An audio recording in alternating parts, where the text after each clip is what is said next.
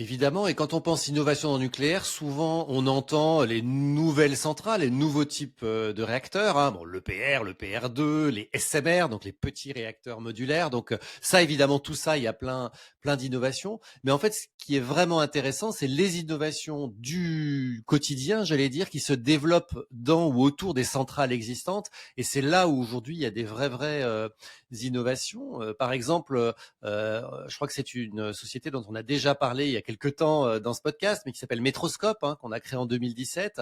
Cette société, en fait, elle crée des jumeaux numériques de centrales. Alors, c'est quoi un jumeau numérique de centrale? Eh ben, c'est un ensemble d'algorithmes, hein, donc c'est de l'intelligence artificielle. C'est un ensemble d'algorithmes qui copient de façon numérique, donc dans des serveurs en mode SaaS, une centrale nucléaire. Alors, vous allez me dire, ça sert à quoi? Eh ben, ça sert à avoir une copie de la centrale physique, et dit autrement, ça permet d'interroger le modèle comme on interrogerait d'une certaine façon ChatGPT. Je m'explique.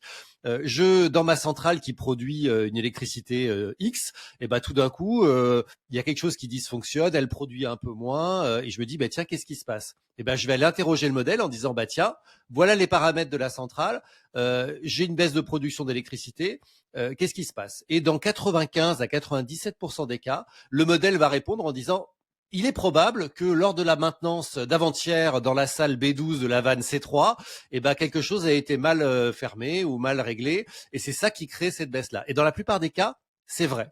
Alors, ça permet de faire quoi? Ça permet de gagner en fait beaucoup de temps et donc beaucoup d'argent, hein, puisque le temps c'est de l'argent dans le monde du nucléaire. En moyenne, hein, on estime que chaque site surveillé, donc chaque site dupliqué, il y en a à peu près une centaine de centrales suivies à date par ce système Metroscope, c'est 500 000 $ de gains en moyenne par an.